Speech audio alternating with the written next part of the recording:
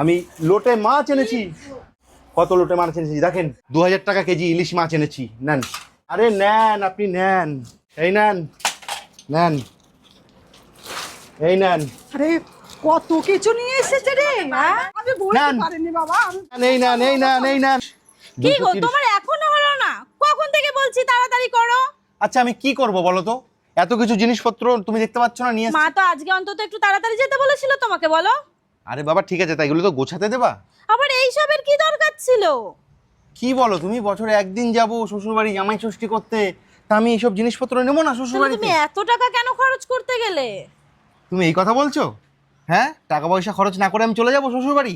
তাহলে একটা কাজ করো, তোমার আমি আজকে একটা প্রমাণ দিই, ঠিক আছে? যাও তুমি একটা কাজ করো, তুমি একটা বস্তা নিয়ে আসো, আমি কি যাও, প্রমাণ? ঠিক আছে? এগুলো আমি আর গুছাবো না, আমি এগুলো গুছাবো না, ঠিক আছে? তুমি একটা বস্তা নিয়ে আসো, আমি এগুলো বস্তায় ভরে রাখছি।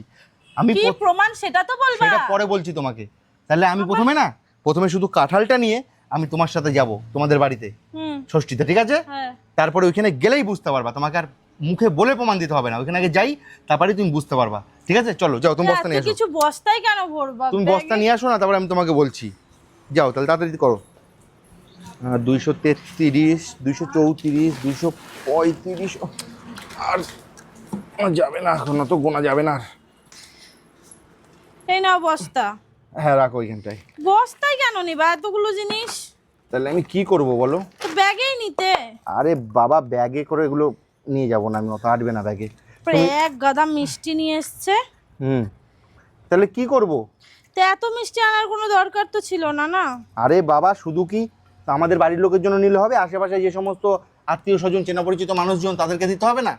তাহলে বুঝবে না যে জামাই এসছে এই বাড়িতে? ষষ্ঠীতে তো মানুষ শুধু শ্বশুর বাড়িই যায়, আরে পাড়ার লোকের ঠিক কাছে আছে, যায় না। তা ষষ্ঠীতে শ্বশুর বাড়ি যায়, আমি যাচ্ছি, আমি চাই আশেপাশে যত মানুষজন আছে সবাইকে মিষ্টি মুখ করাবো, এতদিন পর কত যাচ্ছি। কিছু নিয়ে এসছো। ঠিক আছে, তুমি একটা কাজ করো, হ্যাঁ খাসির মাংসটা, হ্যাঁ। না না আমি ভরে নিচ্ছি এগুলো। তুমি একটা কাজ করো, এই ওপরটা বাঁধবো, সেরকম একটা জিনিসপত্র কিছু নিয়ে আসো, ঠিক আছে? আচ্ছা। ওপরে চাপা দিয়ে দাও। কাগজ লাগবে। হ্যাঁ কাগজ। নিয়ে আসো, যাও যাও যাও, নিয়ে আসো, যাও। মাছগুলো তাহলে বস্তাতেই ভরি, আজকে দেখাবো আমার বউকে যে কিছু না নিয়ে খালি হাতে শ্বশুরবাড়ি গেলে কি হয়। বুঝতে চাইছে না তো, দাঁড়াও। ইলিশ মাছটা ভরি, ইলিশ মাছটা আগে ভরি, খাসির মাংসটা একটা প্যাকেটে ভরি, ঠিক, খাসির মাংসটা একটা প্যাকেটে ভরি।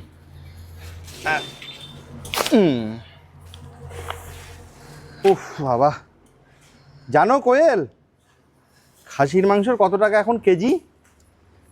হ্যাঁ, কত টাকা কেজি হয়েছে এখন? এখন কেজি হয়েছে 1000 টাকা। 1000 টাকা? হ্যাঁ, আমি এর জন্য 3 কেজি নিলাম, বেশি নিলাম না। 3 কেজি মাংস নিয়ে আসছো? হ্যাঁ। উফ, তুমি অল্প অল্প জিনিস নিয়ে আসতে পারতে, নিয়েই যখন যেতে হবে তোমায়। আরে ঠিক আছে, অসুবিধা নেই, চলো। না নিয়ে গেলেও কোনো সমস্যা ছিল না। তাই নাকি? খালি হাতে যাবো শ্বশুর বাড়ি? দেখবা, ঠিক আছে। দেখবো। এটা তুমি বেঁধে নাও না, আমি পারবো না এটা বাঁধতে। ও কি দেখবা আমার মা কত ভালোবাসবে, খালি হাতে গেলেও আমার মা কত ভালোবাসে, ভালোবাসতো। হ্যাঁ। বলবো? হুম। তুমি খালি হাতে গিয়ে তো দেখো, তারপরেও দেখবে আমার মা তোমাকে অনেক ভালোবাসবে। তাই নাকি গো? তুমি বলছো না যে কাঁঠালটা নিয়ে যাব, কাঁঠাল নিয়ে গেলেও আমার মা ভালোবাসবে। ও আচ্ছা, এটা আমি বাঁধতে পারবো না তো। ঠিক আছে তাহলে যাচ্ছি।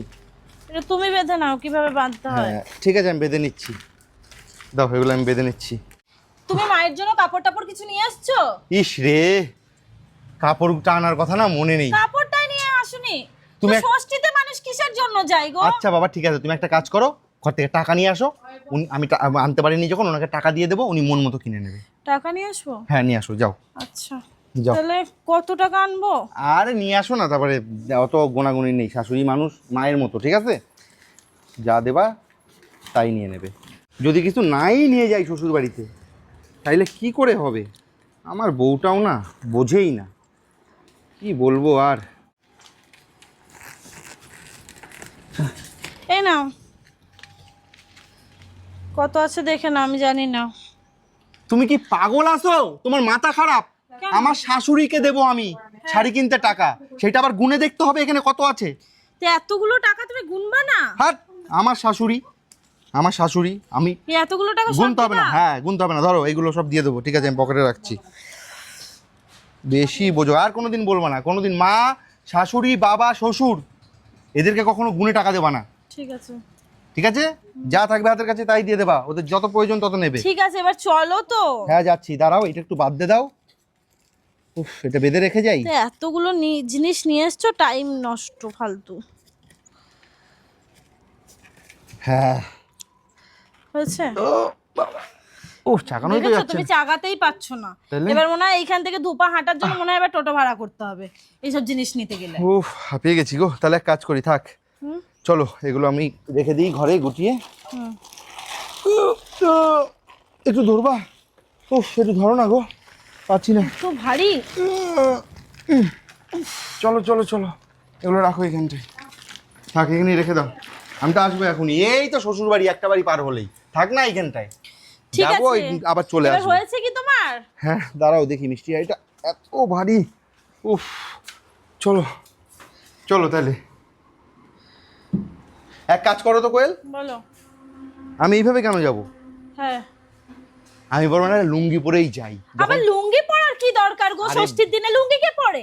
খালি হাতে যখন যাবো একটা লুঙ্গি পরেই যাবো। যাও তুমি একটা লুঙ্গি নিয়ে আসো তো। তোমার প্রমাণ দেখতে দেখতে আমার মাথা যাও, খারাপ হয়ে যাবে। আমি এখান থেকে একটা কাঁঠাল নিচ্ছি সুন্দর দেখে। এই কাঁঠালটাই সব থেকে বড় আছে, এইটাই নিয়ে নিই, এইটাই সব থেকে বড়, এইটাই নিই, ঠিক। ইয়া, হ্যাঁ এইটাই নিই, বড় কাঁঠালটা দেবো। এই নাও। সো হ্যালো এভরিওয়ান, কেমন আছো সবাই? আশা করি সবাই ভালো আছো, আমিও ভালো আছি। আর নতুন একটা ভিডিও না এনে পারলাম না তোমাদের সামনে, যেহেতু ভিডিওটা চোখে বেঁধেছে ভাবলাম তোমাদের সঙ্গে শেয়ার করি। নিজে একা কেন দেখবো, তোমাদেরকেও দেখাই ভিডিওটা, তোমরা একটু মজা নাও। তো গাইজ, এই যে ভিডিওটা আগে দেখলে, এই ভিডিওটা দেখে কী ভাবছো এগুলো সব মানে অরিজিনাল? হ্যাঁ, এটা নিশ্চয়ই অরিজিনাল ভিডিও, কিন্তু এই যে অভিনয়গুলো দেখতে পাচ্ছ এগুলো কিন্তু অরিজিনাল নয়, এগুলো সব সাজানো। তো অন্য তো কোনো কাজ করা লাগে না, এই ভিডিওর থেকে যেহেতু তাদের আর্নিংটা আসে, তো ভিডিওই হচ্ছে তাদের ইনকাম সোর্স। তো তার জন্য এই নাটকগুলো আর কি করা। তো এটা হচ্ছে একটা জামাই ষষ্ঠীর ভিডিও।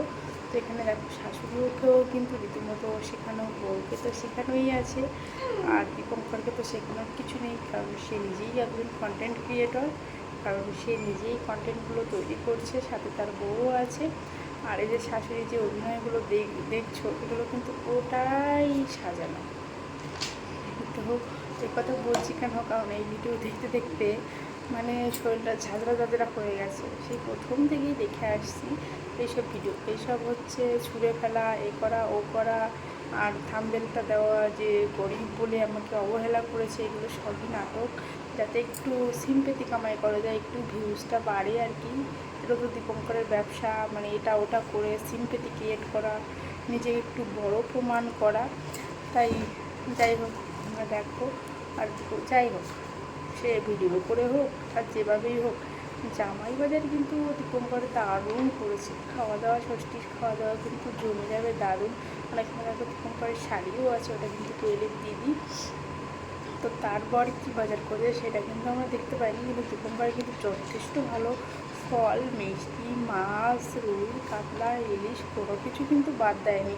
তো যাই হোক কাকিমা, আপনি কিন্তু জামাইটা খুব ভালো পেয়েছেন। হ্যাঁ, সে যেভাবেই ভিডিও করুক না কেন আর যাই করুক না কেন, তো বাজার কিন্তু জমিয়ে বাজার করেছে। এবার জমিয়ে রান্নাটা করে ফেলি, নাটক বাদ দিয়ে। নাটক করতে করতে তো খিদে পেয়ে গেছে দীপঙ্করের, এবং বাজারটা করে এনেছে। তো আপনি জমিয়ে রান্না করুন, আপনি খেতে দিন, খেয়ে দিয়ে তারপর আবার নতুন কন্টেন্ট ভাবুন কী কন্টেন্ট বানানো যায়। তো টাটা সবাইকে। ভিডিওটা কেমন লাগলো? যদি ভালো লাগে অবশ্যই লাইক, কমেন্ট, শেয়ার করে পাশে থেকে টাটা। দেখা হচ্ছে নেক্সট ভিডিওতে।